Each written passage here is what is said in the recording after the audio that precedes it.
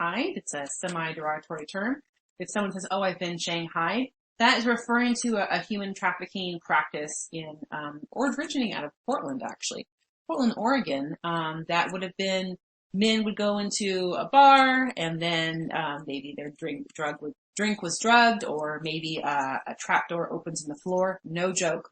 I've been to bars that have these. They have the trap door, and these men would wake up on a boat in the middle of the ocean and be told, guess what? You are now in the Navy, or you are now in pirate circus, whatever it means. You're going to Shanghai. You've been Shanghai. That's where that comes from, is people would be forced into working, in this case, in naval work, right? And so if you go to Portland, they actually do have a museum dedicated to this, where you can see not only some of the facilities where, and this is in the 1800s, you can see some of the facilities where people were kidnapped, but it also talks about modern trafficking, because this is very much still happening today.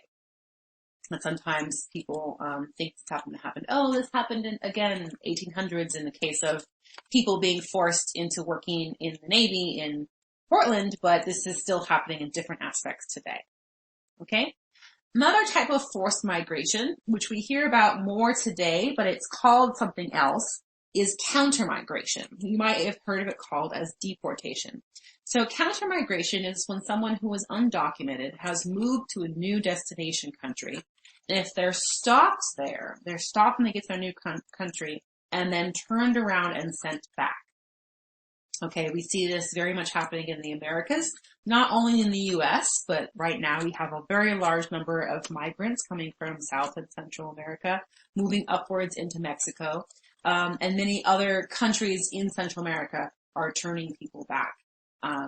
But yeah, sometimes you hear the term deportation, but counter-migration basically is once these folks get to where they're trying to get to, they might then just be turned around and sent right back, again, against their will. So lots of this was referring to international migration, but let's look at some internal migration as well, because of course people move within countries quite a lot. This map here is referring to the Great Migration, which is when African Americans left the American South between 1900 and 1970. This is a very, very large internal migration, one of the largest. And you can see different migration corridors. And so this is going to be following the end of the Civil War. African Americans now have more rights, but there still are a lot of discrimination and limitations in the form of Jim Crow laws and other types of discriminatory laws in the American South. And so many people decide, hey, let's move elsewhere, where there's better jobs, better pay, better opportunities.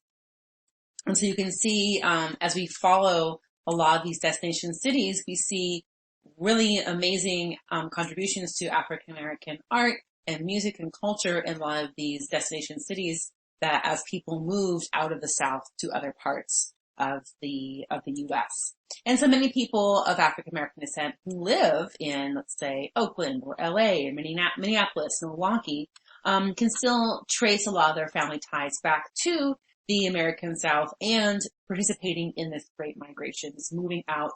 A lot of this was, again, fueled by factory work as well, especially as we look at World War I and II. We had a lot of need for a lot of, again, military war efforts, so a lot of factories. We absolutely had, factories for military effort in Oakland, of course. And so a lot of that was driving the movement as well. So if we look at why people move internally, rural residents, so people living in, farmland or small cities, are much more likely to move than urban residents. And a great example of that would be the internal migration. So much of the American South was rural. Many people were working in farming.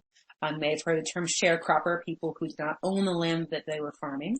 And so they're more likely to move into big cities, right? There's going to be more job opportunities.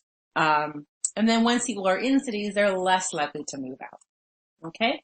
The farther the distance, so as you can see, the distance here from Arkansas to California is a pretty big distance. The destination is more likely to be a large city. Not many people move across 6 states to go to a very small town. It's more likely to be a large city, again, maybe the offer of a job, the offer of meeting with someone there. So if you